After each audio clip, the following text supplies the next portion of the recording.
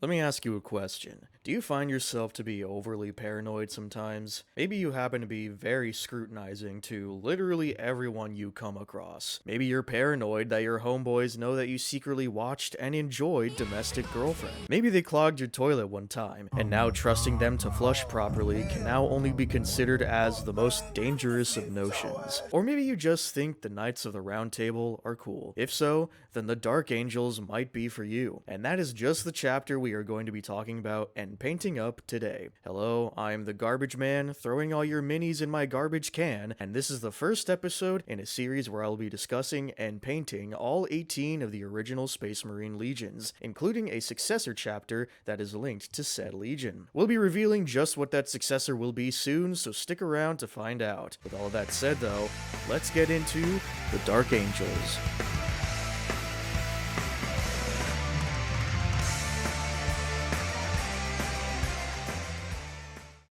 The Dark Angels, as you may have guessed, are the first ever Space Marine Legion. Their gene seed theorized to have begun development by the Emperor of Mankind as early as 100 years before the end of the Unification Wars. From the jump, these guys cemented themselves as such a fierce yet ominous force that they eventually earned the moniker of the Angels of Death, which was a title the Emperor was rocking with so hard that he decided to apply it to all of the Space Marines regardless of which legion they were from. Now, of course, you can't talk about the legions without talking about their respective Primarchs. The Primarch of the Dark Angels is Lionel Johnson, a menacing duelist and relentless fighter. Lionel Johnson grew up on the death world of Caliban, a planet infested with incredibly dangerous wildlife referred to simply as the Great Beasts of Caliban. Since the planet operated feudally, the noble classes would create a variety of knightly orders that protected Calibanite citizens from being massacred by these beasts. The most widely known order being the one L. Johnson was a part of, known as the Order. You would think a society of knight houses would have better naming conventions, but Warhammer isn't exactly known for its subtlety. The Order would eventually come to unite all of the other knightly orders on Caliban and slay every last beast until the planet was cleansed. It was a grand old time, but the arrival of the Emperor would change everything, as it usually did. The Lion would swear fealty to his father, was introduced to his legion, broke up the knightly orders, and then set off to fight in the Great Crusade, during which there would be a falling out between him and his second-in-command slash father figure, Luther, who rose up the ranks along with the Lion back when they were still part of the Order. The cause of this fallout being that upon discovering a bomb aboard their ship that would absolutely delete the Lion from existence, Luther initially hesitated to disarm it due to past tensions the two had back on Caliban. Ultimately though, Luther disarmed the bomb with the help of a librarian named Zahariel. Once L. Johnson was made known to Luther's hesitancy, however, he would order him and his forces back to Caliban for the purposes of recruitment for the Legion. This stung Luther, as he felt this was more along the lines of banishment rather than a simple reorganizing of resources. Though, honestly, being banished seems like a lighter punishment considering he almost let his surrogate son literally explode, but I digress. Luther would come back to a Caliban that was essentially a planet-wide gentrification project by the Imperium. Vast expanses consisting of villages and towns were cleared to make way for manufactories that would provide for the Dark Angels and the Crusade as a whole. And it seemed that the culture of Caliban was going the way of the dodo in favor of that of the Imperium. For Luther, this was the beginning of his disillusionment of both the Imperium and the Primarch. He would then disobey the Lion's orders, leaving to aid Horus Lupercal and the Luna Wolves during the Zarimund campaign. The Lion was furious, and upon Luther's return to Caliban, he would be stripped of every last warship under his command, effectively abandoning him and his forces on the planet, and notions of rebellion amongst the newly exiled Dark Angels would begin to fester. After Luther's banishment, the Lion would return to enacting his father's will during the Great Crusade, bringing the imperial truth to every world that was willing to accept it, slaying Xenos, and overall just being cool as hell. However, all of that would come to a screeching halt once the Imperial Civil War known as the Horus Heresy broke out. where 9 of the 18 Primarchs and their legions would turn traitor against the Emperor and his Imperium. Due to his aloof and secretive nature, many of L. Johnson's brothers questioned his ultimate loyalty, but while he was steadfast in remaining on the side of the Imperium, his contentious reputation and brash decision-making pretty much remained the same throughout the war. There were certain points where he definitely received consequences for his actions, but we'll get to that another time. Once the heresy was over, the line would return to Caliban only to be assailed by his own planet's defenses. In the Primarch's absence, Luther had cultivated a rebellion of his own, claiming Caliban as independent from both the Imperium and the traitor forces. A massive battle erupted, and the Legion was now divided. The battle not only saw the complete and utter destruction of the Dark Angel's homeworld, but also a duel between Luther and the Lion. The duel would end with Luther delivering a mortal wound to L. Johnson and immediately regretting his actions at striking his once close friend went completely insano. Feeding off of his grief and rage, the Chaos Gods decided it would be really funny to open a warp rift that sent the rebelling Dark Angels, now known as the Fallen, scattered across the galaxy. And funny it was indeed, as it would sow the seeds of paranoia that defines the chapter to this day. Because the destruction of Caliban was an isolated incident away from the eyes of the wider Imperium, and feeling such shame at what had transpired, the Dark Angels decided to not let word of the conflict leave the chapter. Their honor had been stained, and they feared what might happen to them if anyone else found out that there were traitor elements within the Legion. In the modern setting, only a select few, specifically those in the Deathwing, are allowed to know about what transpired, and fewer still know that Luther, first of the Fallen, is in fact still alive. After the battle was over, Luther was held prisoner in the Dark Angel's fortress monastery known as the Rock, the same place where the Lion was being held in stasis. For the next 10,000 years, the primary mission of the Dark Angels, whether or not they knew the precise reasoning, was to hunt down and eliminate every remaining fallen angel that was left throughout the galaxy, without so much as a peep of their existence being allowed to reach the Imperium. They will go to such lengths to keep it a secret that even Imperial agents in the Inquisition will suspiciously disappear if the chapter deems they know too much. And for the longest time, that was pretty much where the lore for the Dark Angels timeline ended. But all that changed during Era Indomitus. After the fall of Cadia, when the Great Rift split the galaxy in two, the Rock would face a demonic incursion from Demon Prince Marbas. After the fighting was finished, Supreme Grandmaster Azrael would come to find that Luther had escaped the confines of the Fortress Monastery, to which he then theorized that the demonic attack may have been a distraction by the Fallen in order to retrieve their master. However, the Dark Angels in the 41st millennium would end up getting the biggest W only the Ultramarines had the pleasure of enjoying up until that point. After 10,000 years, the Primarch of the Dark Angels, Lionel Johnson, was now awake from his slumber, a little more tempered and mature, especially after coming across a fallen angel and deciding to forgive him, but still ready to kick ass. This dude really took the longest nap in existence and immediately bodied his brother turned demon prince Angron, using the Emperor's shield, by the way. As we speak, the Lion still has not reunited with his other brother Primarch Rebute Gilliman, but with the 40k fanbase eagerly awaiting this meeting of the minds, I'm sure it'll be happening very soon. Hey everybody, just a quick disclaimer before we actually get into the painting segment of the video. A lot of the footage that I got for the, at least the Dark Angel, is pretty bad. This was before I had my, tripod for my phone, so a lot of the footage will be very blurry and very just, you know, not really being able to see what I'm doing. And a lot of the footage that I got also was corrupted. So, you know, we all have that to look forward to. But without further ado, it's painting time. All right.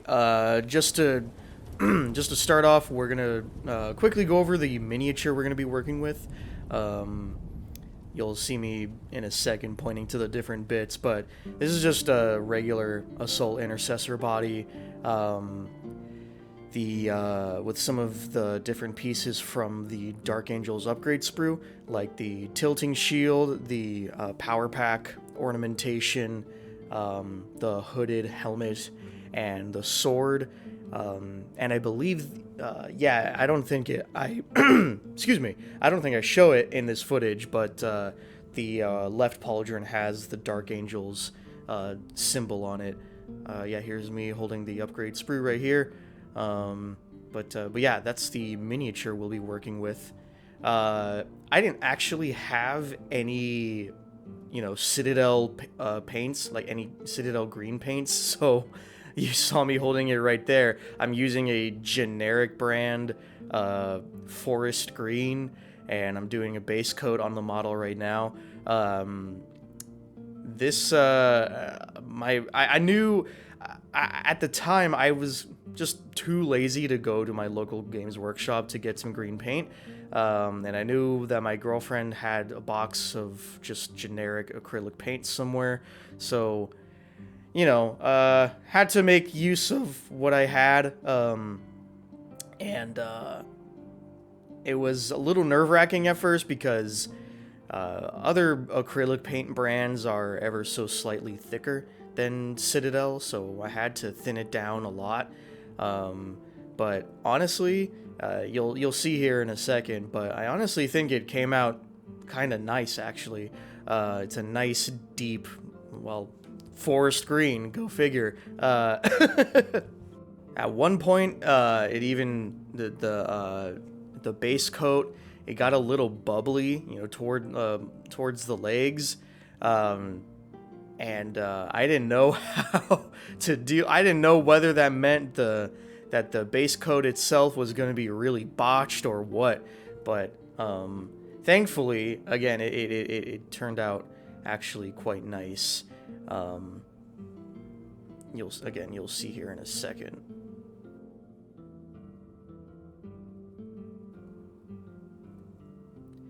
Yeah, this is the first initial coat. I would end up applying a second base coat after this just because you can still see some dark spots in this footage. But again, honestly, for a generic brand, this is not too shabby at all. Right here, I'm just doing some recess shading. I wanted to do the same method that my goat Duncan Clark shows off a lot in his videos. I'm going to keep this segment short, though, because you can't really see what I'm doing, but I'm just getting some Nuln Oil in all of the different, nooks and crannies of the miniature, just to add some depth to everything. Though, honestly, I don't know if I should have, mixed the Nuln Oil with some Lamian Medium or something, because those shaded areas came out weirdly shiny. I don't know how else to explain it, but yeah, I just spent this whole time trying to be as precise as possible. You can see right here, again, just trying to get into all those little nooks and crannies. It was pretty tedious work, not gonna lie. All right, new camera angle. Right here, I'm just adding some Flayed One Flesh to the Aquila.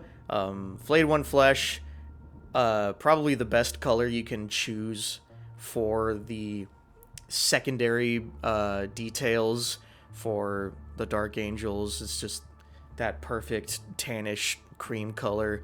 Though it is a lighter color from Citadel, so naturally it has to be super chalky, and no matter how much you seem to thin it down, it always comes out kind of crappy looking. But or maybe that's just a testament to my own painting skills. I'm still a novice. I've only been painting for a year, but you'll see soon that especially the skull in the middle. It just looks particularly dreadful. I don't know how else to explain it.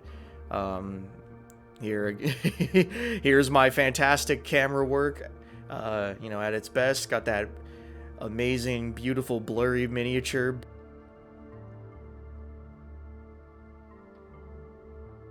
All right, now here I'm pretty much still using Flayed One Flesh, but this time for the hood.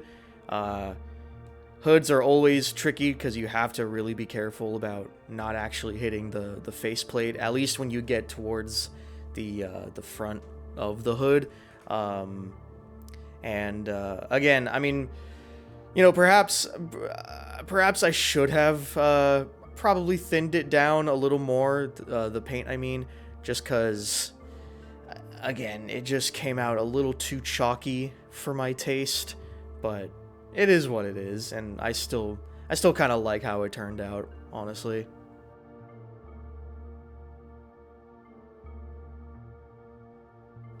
You'll see here I'm like painting the mini sideways, just because sometimes when you're painting hoods, you have to be careful at which angle you paint it from, so as to not hit any of the, you know, armor bits, like the collar guard. Doing stuff like this always makes me paranoid because I really am not trying to drop the mini at all.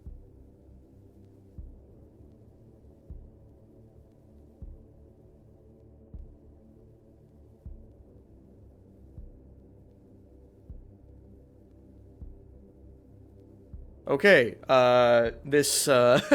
again, this is where the corrupted footage bit comes in. You'll notice there's a lot of progress that's been done on the miniature, so I'll just quickly rapid fire through it all. Doing the purity seal right here, I'm using Mephiston Red for the wax seal, or the wax part of the purity seal. I also used Mephiston Red for the bolt pistol he's wielding, as well as for the silvery bits I used Lead Belcher, and then applied a null oil wash to those pieces. And then for the tilting shield, I used White Scar for the symbology on there, and then Corax White for the feathers on the tilting shield, as well as the sword. Again, White Scar on the Dark Angel symbol. You honestly have not been able to see that much of it throughout this whole video, but Lead Belcher for the sword, the hilt is Retributor Gold, and those little rubies is also, I believe, Mephiston Red. Here's the full miniature. Put some terrain on there. Overall, I'm decently happy with this mini. I feel like I don't know. I definitely could have done better in certain areas, specifically the Aquila. Again, you'll see that skull is just looking kind of dreadful. And the ornamentation on the power pack, that was Retributor Gold highlighted with Liberator Gold, and then did a wash of Skeleton Horde contrast paint. But yeah, I mean, yeah, again, not my best miniature that I've ever done, but you know, for a first time doing Dark Angels, I think it's pretty all right. Maybe if I ever do Dark Angels again, you know, it'll turn out at least a little bit better. But with all of that said, let's get to our successor chapter, which is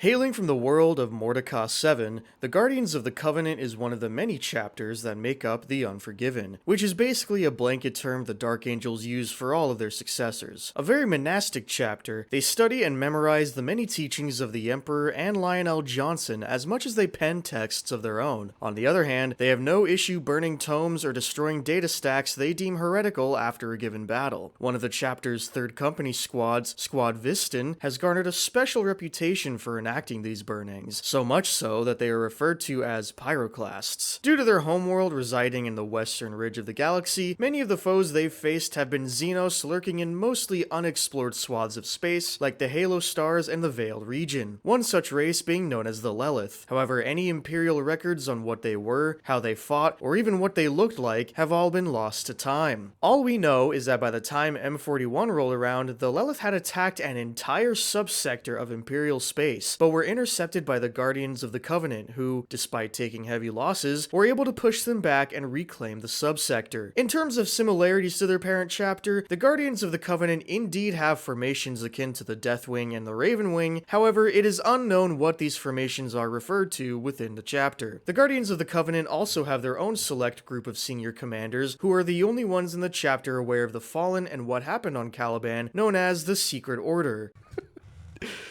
These fucking names, dude. Oh my god. Oh, the Secret Order. Oh my god, the Secret Order. They make it their mission, as much as the Dark Angels and the other chapters of the Unforgiven, to hunt down their fallen brethren. Okay, what is the first thing you're noticing here?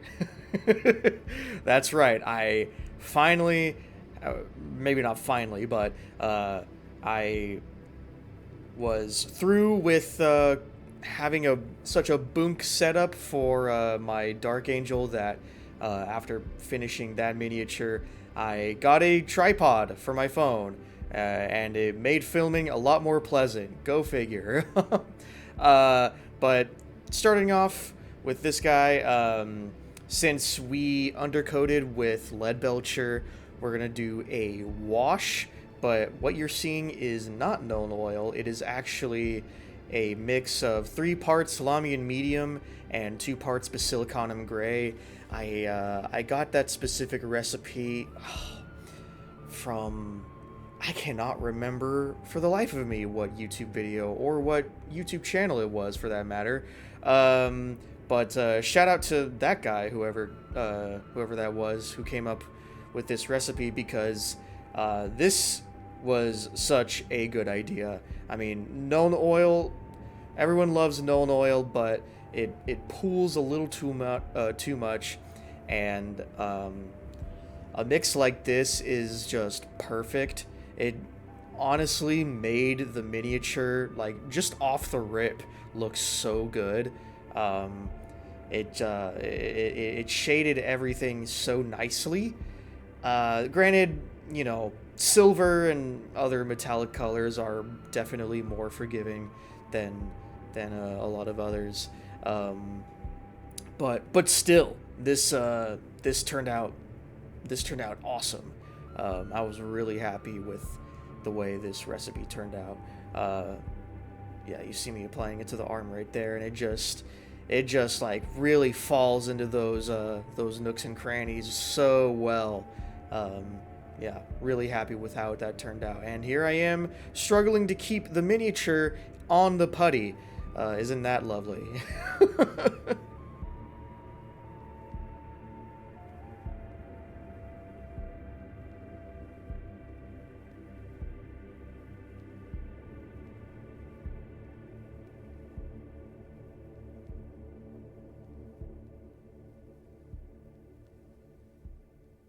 This helmet, this cowled Mark 6, I'm a sucker for a Mark 6 helm, I'm not gonna lie.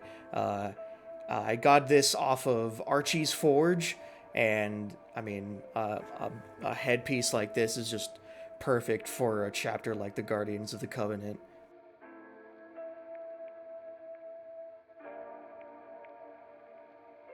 Nothing too crazy going on right here, just filling in the pauldrons with Abaddon Black.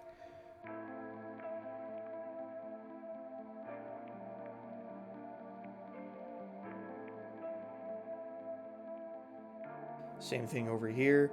I could have gotten away with just painting over the tassel on this pauldron right here, but I don't know. I felt like being precise. I guess that is one thing I do wish I changed about this mini.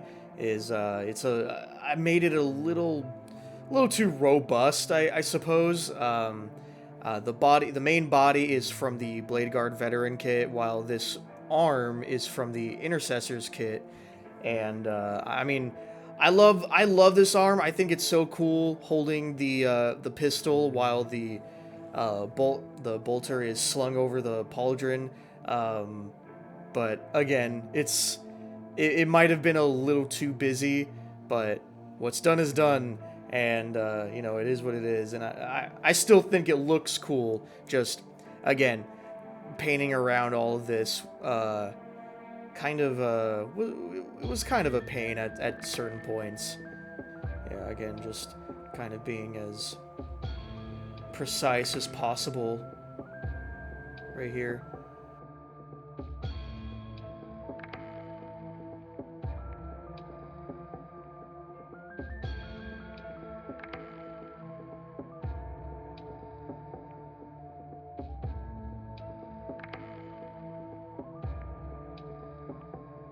Alright, so starting the robes here, we're going to be doing corn red. Corn red is just, I thought anyway, it was just the perfect shade of red. It matches, definitely the shade of red that matches most with all of the artwork of these guys. That deep sort of maroonish, purplish red. But yeah, I love painting robes. It's so satisfying, and yeah, these guys are definitely no exception.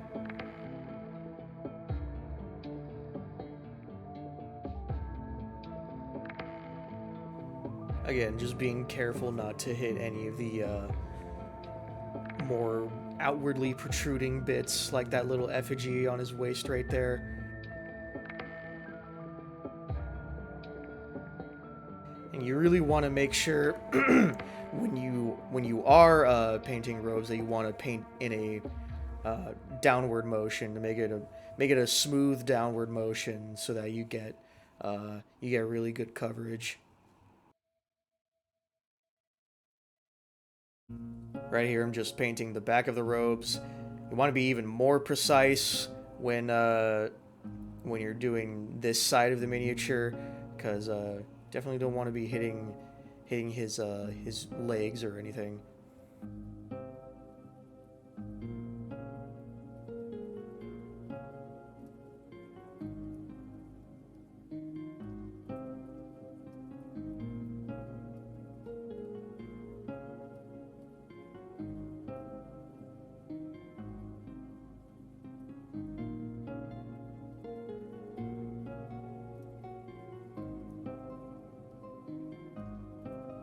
Again, just consistently keeping up with that smooth downward motion.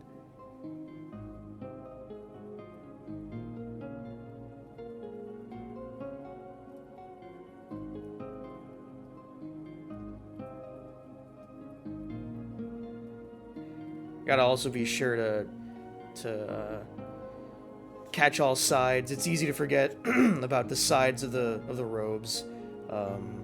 Yeah, especially like little details like that. You want to catch every corner.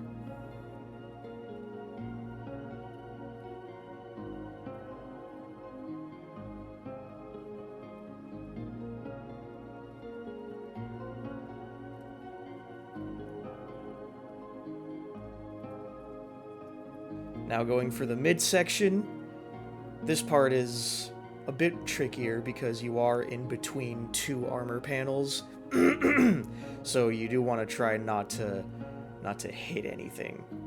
I suppose that's been the goal all along. That's kind of a nothing statement, but whatever. Regardless, my point stands, god damn it.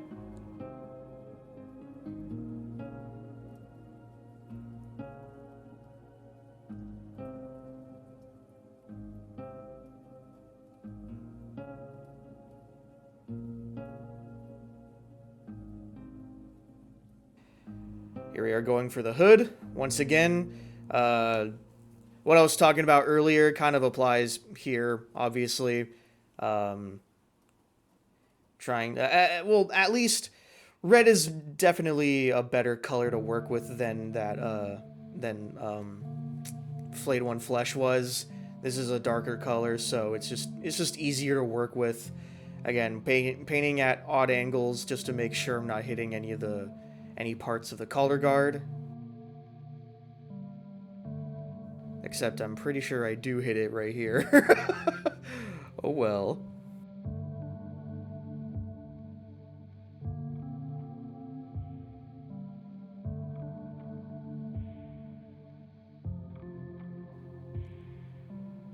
Again, just trying to be really precise and careful when doing the front part of the hood. You really don't want to hit any parts of the helm here.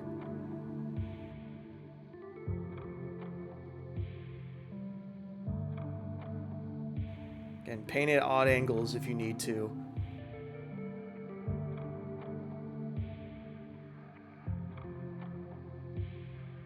Alright, here I'm just adding a second coat of corn red. After letting it dry, there was still some gray parts, so it's always good to add second coats if you need to. Really, as many coats as you need, as you think you need, at least. It's always good to make sure you have an even covering of a particular surface. You don't want any blotchy marks or spots.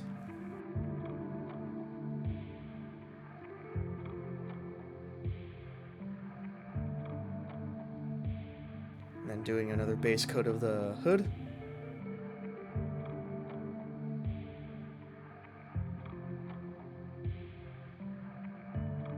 All right, for the Aquila, I'm just doing straight up Basilicanum gray.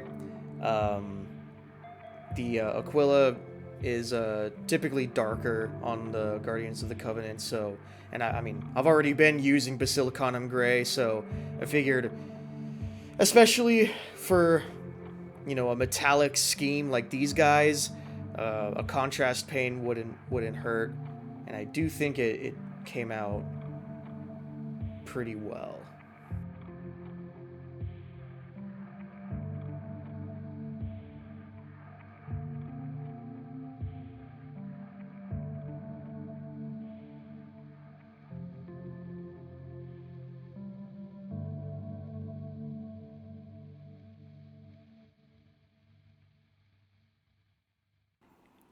All right, for the skull bits on the tilting shield and on the knee, we're gonna be using brass scorpion.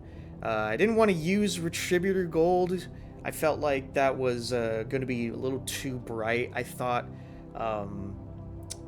the brass coloration would be a little more fitting for this scheme, and honestly, it would make it pop out more, in my opinion.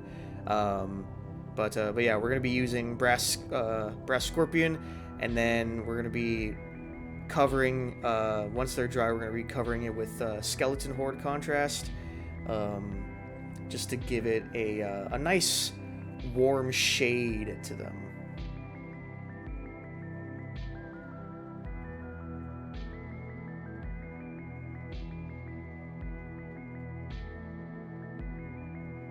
Here we are adding that skeleton horde.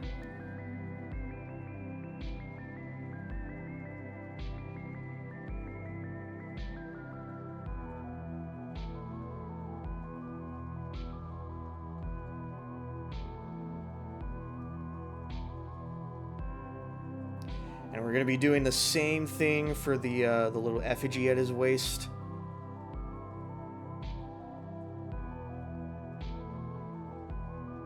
Just trying to make sure I'm not getting any of the brass scorpion on the robes, and then adding that skeleton horde.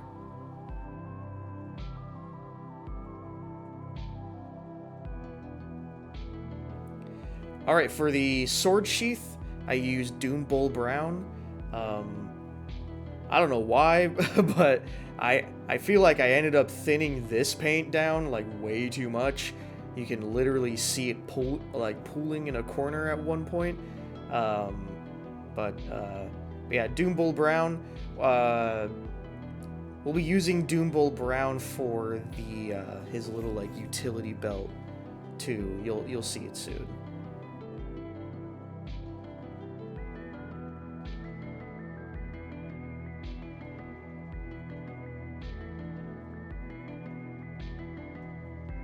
Well, while that was drying, I wanted to just quickly add another coat of Basilicanum Gray to the Aquila, just to make it a little more darker.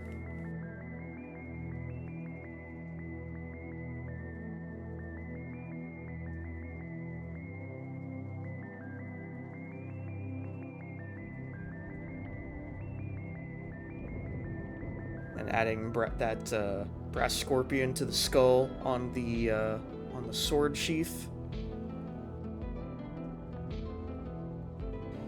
And then for the bolt pistol holster, I'm doing Steel Legion Drab, just to differentiate between that and the sword sheath.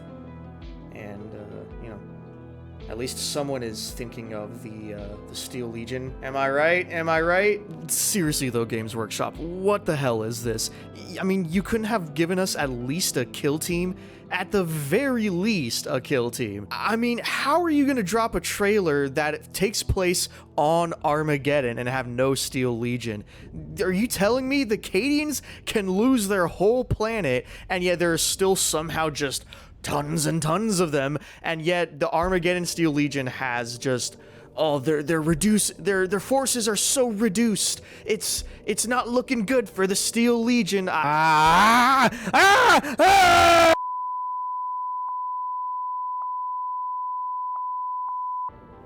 more Steel Legion Brown, adding more Steel Legion Drab to the little canister thing on his like Batman utility belt. I honestly, I don't know what these pouches are supposed to be used for.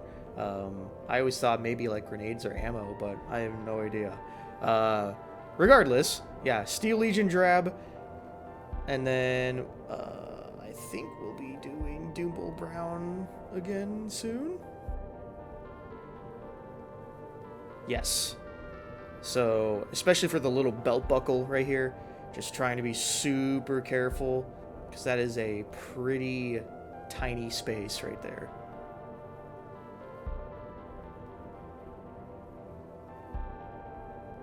And then doing the same thing for this little flap right here.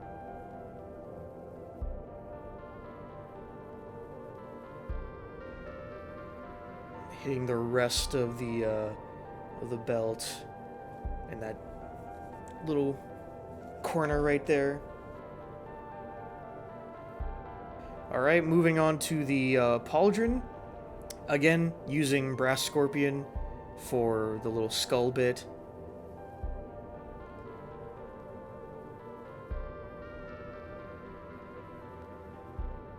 And then for the Aquila right here, or the Aquila charm, rather, that's attached to the tassel, this is when I used Retributor Gold. You know, I figured it's the symbol of the Imperium, so I might as well make that golden, if anything. But regardless, I would still end up adding Skeleton Horde to both of these pieces. I don't know why, I really had an affinity for Skeleton Horde when I was painting these guys. It just has such a nice warmth to it.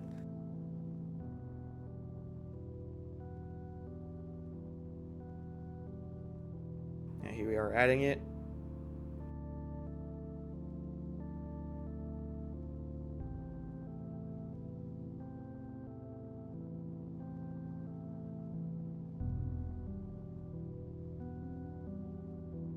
And then moving on to the tassel, I wanted to differentiate the reds, trying not to make it look like the same color as the robes. So here I'm using Evil Sun Scarlet, just to give it that, I feel like tassels are usually, red tassels are usually a very vibrant red, so Evil Sun Scarlet kind of fit that bill more. This is really when I had to be precise, not to hit any parts of the pauldron or the other bits of the decoration, ornamentation, what have you.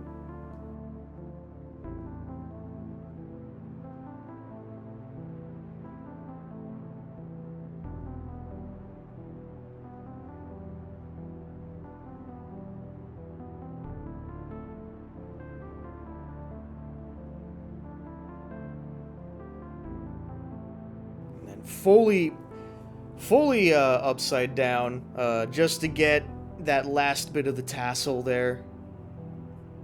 This is when my cortisol freaking spikes.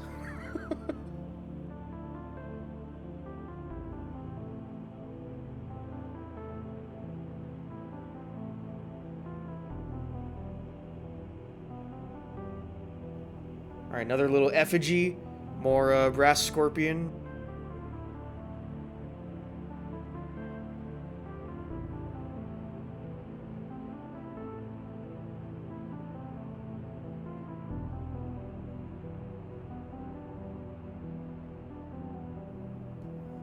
And then deep in that corner, I'm applying more Steel Legion Drab to another piece of the utility belt.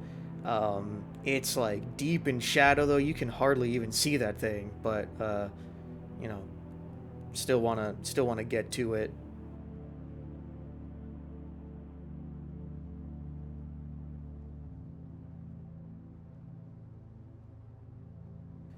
Finally applying that skeleton horde to the effigy.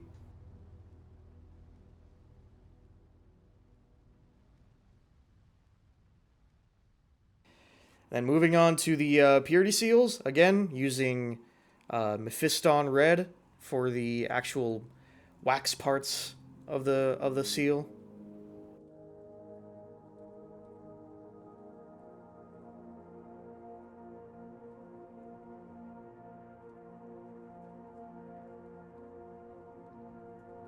You want to make sure you get the full wax seal, just because it would look really weird having silver bits still be a part of it.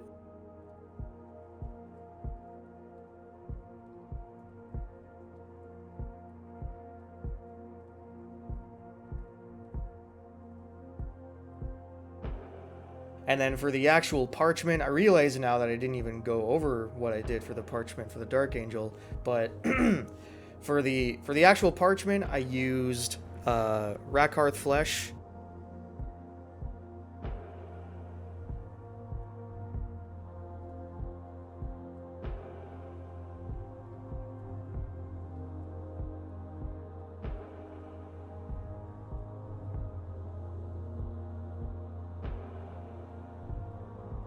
And then moving on to the bolter, I'm just adding Black Legion to the sort of central parts of the weapon.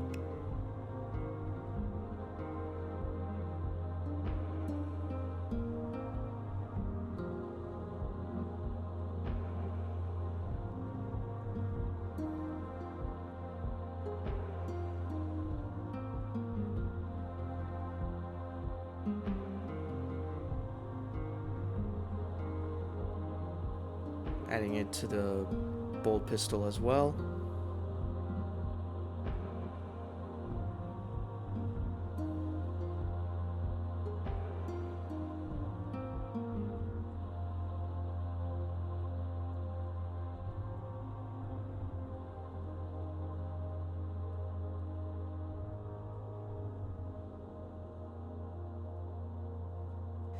Coming back to the purity seals, once again, more skeleton horde over the parchment, just to give it more of a worn look. I mean, it's totally personal preference. You could totally just leave the parchment with just Rakarth flesh, and that would look totally fine as well. But I thought the skeleton horde would add a nice layer to it.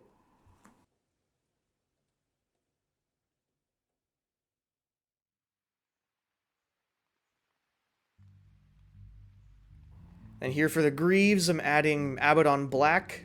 Thankfully, if I'm being real, I kind of hate dealing with Greaves, so thankfully there are only these two that are really that visible.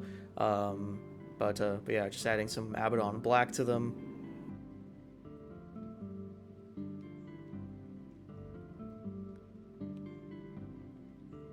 And then once again to this little central piece of the bolter, I'm doing a Rakarth Flesh.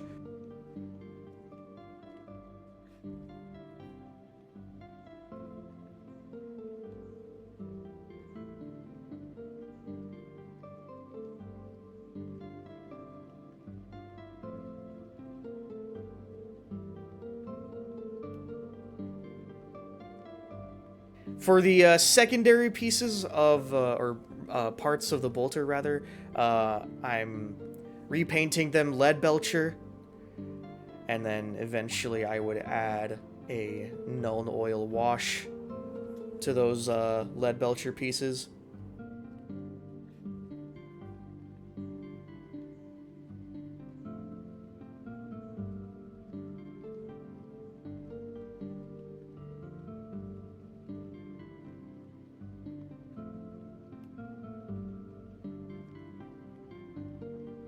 For the eye lenses, I was using Warp Lightning. Although, this is when I kind of wish I did have actual green paint from Citadel, just because I don't think that color, showed up super well in the final product, but oh well. Moving on to the base, starting off with the rock he's kind of standing on, I'm using Eshin Gray.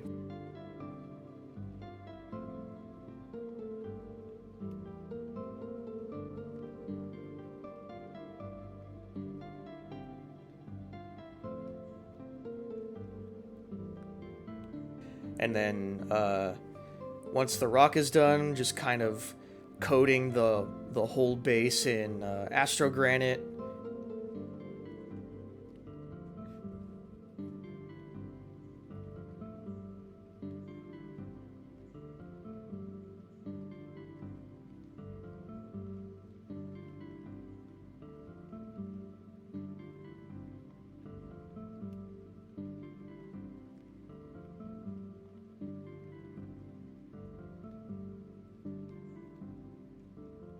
Once that Astro Granite dries, we're going to coat it with even more Eshin Gray.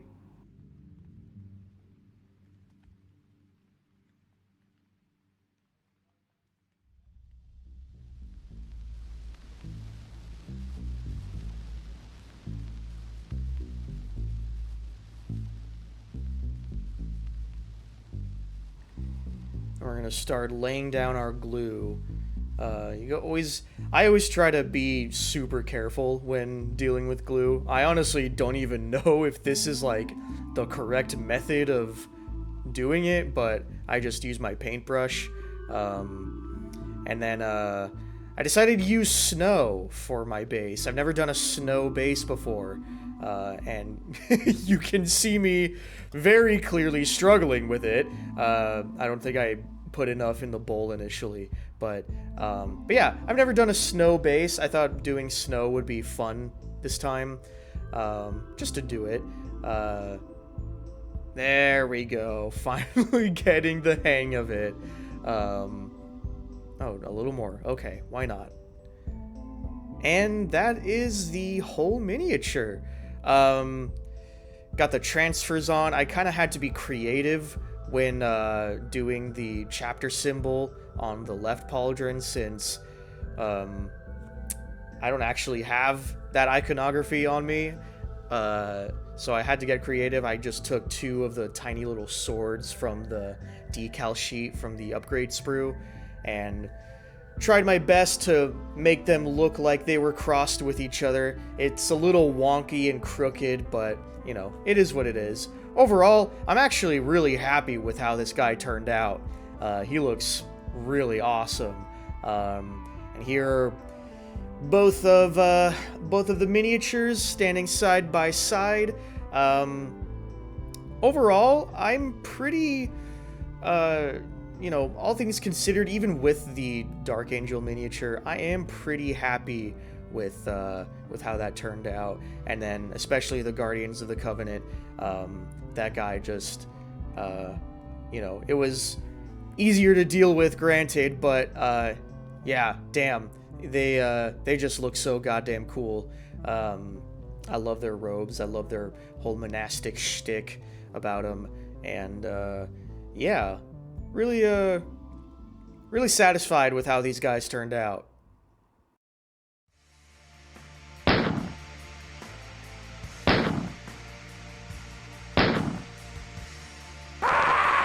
Hey everyone, if you made it this far, thanks so much for watching. This whole video was a big labor of love, and there will be a lot more coming if people like this. This is my first venture into this kind of thing, so give me lots and lots of feedback. Thanks so much, and I'll see you, hopefully, in the next video.